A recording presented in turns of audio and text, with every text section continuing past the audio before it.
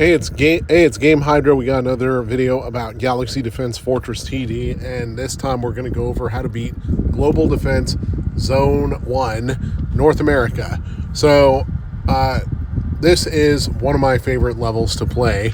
It's in the expedition mode after you unlock it, and this one is one you're going to be replaying over and over because of the potential to get epic and legendary equipment. So we're going to go over our loadout real quick for gear.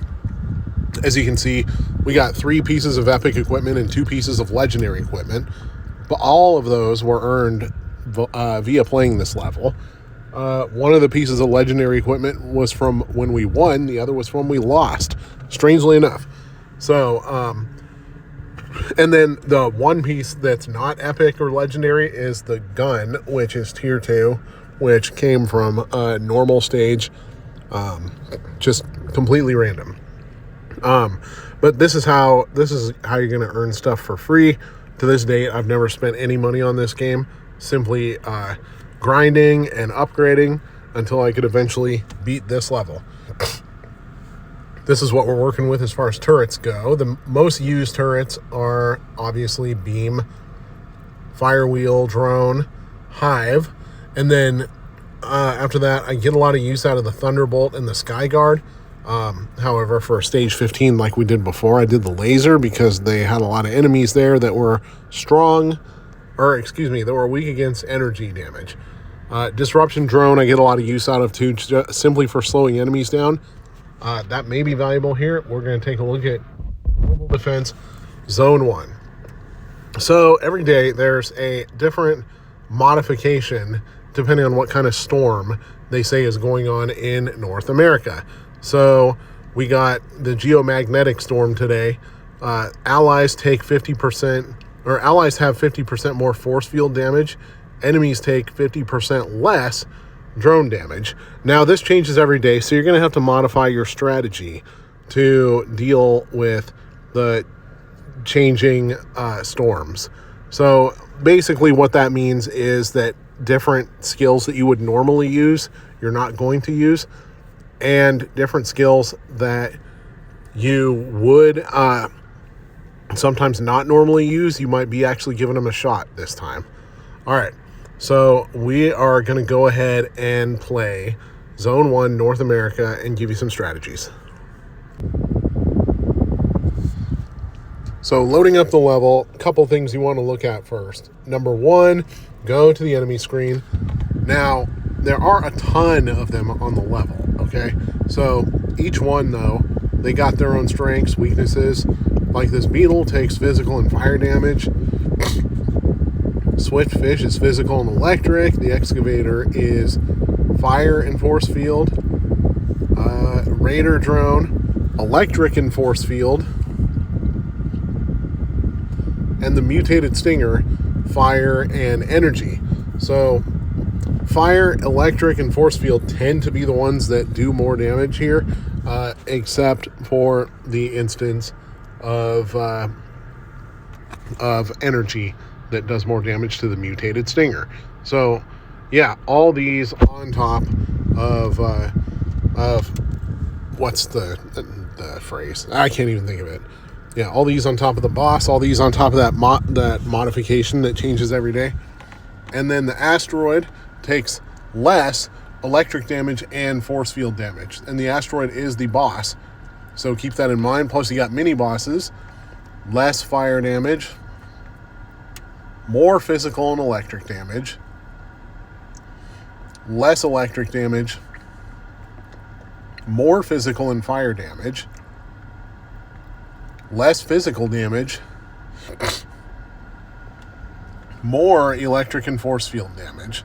All right, so you got a number of kind of things to go off of here, but the main thing, the asteroid takes less electric damage and less force field damage, so keep that in mind when you're picking what you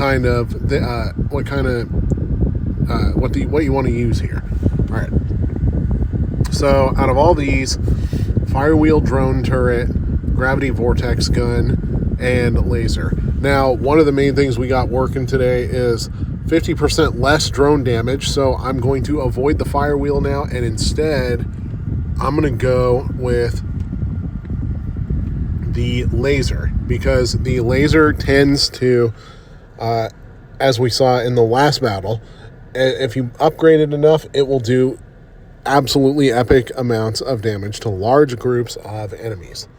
That's a tough call between that and the gravity vortex gun, though. The gravity vortex gun has pretty good damage to it. Now, something you especially want to do, because you got fast-moving enemies that are kind of similar to Space Invaders here, control the gun yourself. All right, we like beam turret. We're going to go beam turret. Control the gun yourself, because the enemies move so fast that when you're auto shooting, your character tends to have an extraordinarily hard time actually aiming the gun. What do we like here? Sky Guard. I like Sky Guard because a lot of enemies take more fire damage, but you don't have that whole drone thing canceling it out, like with the fire wheel. All right, volley shot, double bullets, fire wheel drone, rail gun, or vortex gun. Let's go vortex gun here, because it doesn't seem like any enemy is strong against force field. Well, the boss is strong against force field, but the gravity vortex gun's main strength isn't related to the bosses. All right, we got bullet explosion. Now, despite a lot of these, all right, one additional sweeping laser, we're going with that over beam damage 50. That's a tough choice, but we're doing it. Now, like I said, you want to keep manually aiming your gun. And yes, even with the beam, you still want to be doing that just so you can give your beam less things to do. We're going to go piercing bullet here. Now each shot has 4 total hits. So between 2 bullets and 1 pierce, that's 4 total hits. We're making fairly quick work of these things.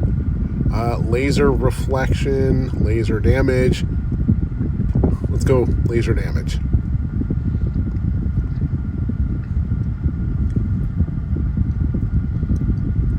Now, Pierce allows you to blast holes in the enemy lineup as they're doing their little initial formation. If you just let your dude auto-fire during the initial formation, he very frequently misses. When the beam hits a target, it generates refracted beams with +2 refractions. Refracted beam tends to be one of the stronger upgrades for that one, so we're going with that. Gravitational field flight distance, higher.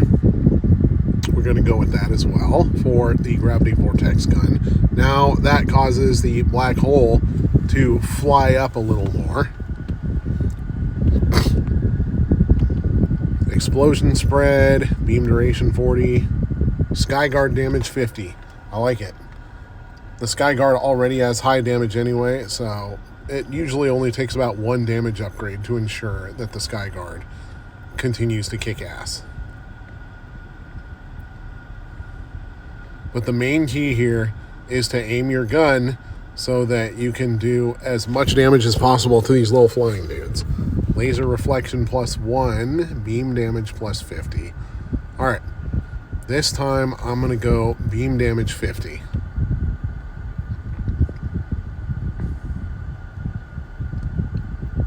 We're about halfway through the stage right now. Of course, there's 20 upgrades total, 20 level up upgrades. Impact bullet, that is a very strong one. That increases bullet damage by 100%. I don't really care too much about the knockback. I just care about increasing the bullet damage. Now, sometimes you're going to want to move a little bit to the side in order to re-engage with some of these formations. You'll be able to do that. All right, bullet boost +50%. I'm going to go Sky Guard missile +1. Now we're getting some good damage in here against the asteroid already, especially with the bullets with all these damage upgrades. Damage upgrades with the bullets are ultra valuable because you can do quite a bit of damage to the asteroid before it even gets a chance to fall down to where you're at.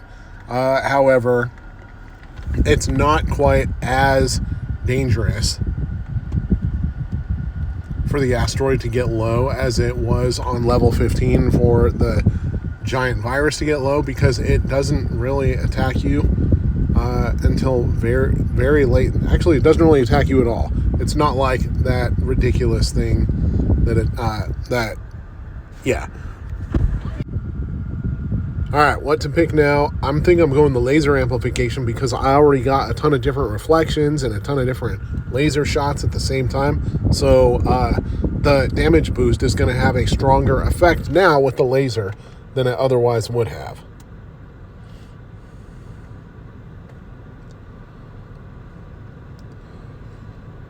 And the name of the game here is damage against mobs.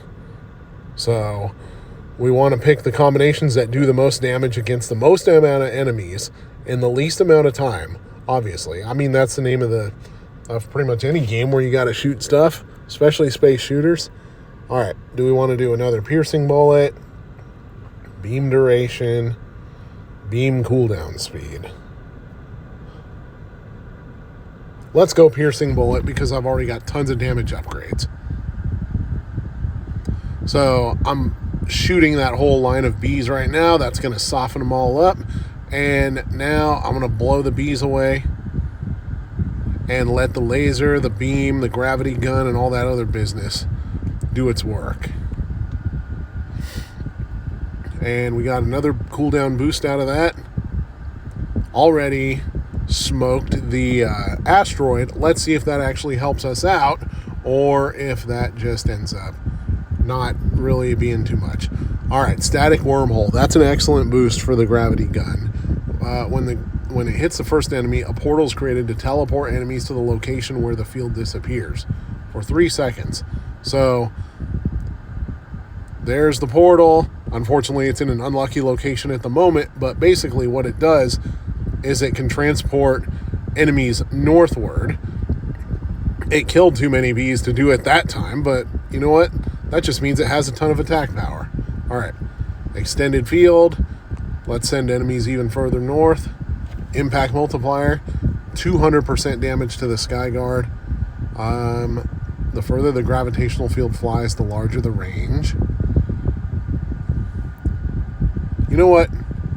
Let's see what that does. I'm willing to experiment a little bit. Now this triangle full of the skyfish, or whatever the hell they call it. Oh, here we go. Laser duration 100, cooldown 20. Skyguard missiles burn. This is actually a really good batch of upgrades here, because this triangle-shaped batch of silverfish tend to be a really area where I tend to die when I do die.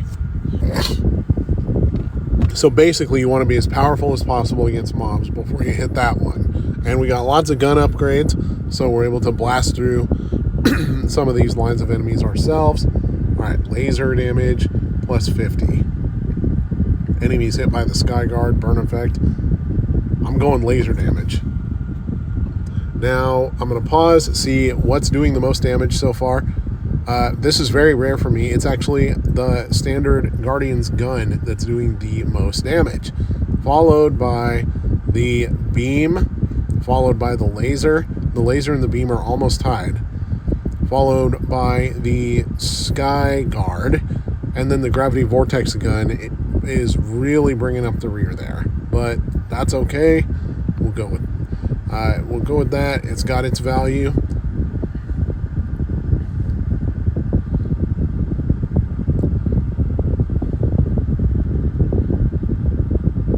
And we're getting through these mobs fairly quickly, actually. One more laser reflection. That'll be kind of nice. Now this gravity vortex black hole thing that it creates, normally that thing is very valuable, but bizarrely it appears not to be affecting us at all, because it's either killing enemies first or the other skills are killing enemies first. Gravitational damage. You know what? Wormhole enhancement. Let's see what that does.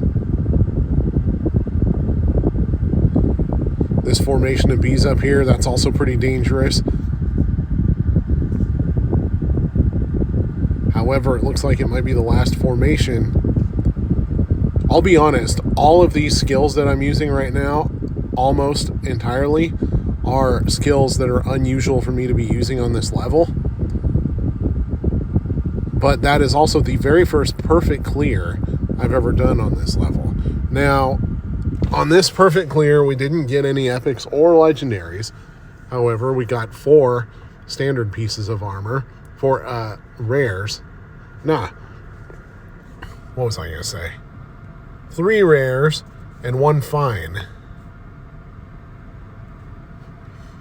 And that, my friends, is how you beat North America Zone 1 of the Expedition, whatever the hell you call it. All right, so play this stage as often as possible and beat it as often as possible for the best chance at the best rewards. Obviously, you got lots of equipment boost things coming off that one, blueprints, I should say. So, yeah, the more you play this and the more you beat it, and it is worth spending gems on. Anyways, this is Game Hydro. Thank you for watching. Please like and subscribe, and comment if you got any more areas you want to see us do about the game.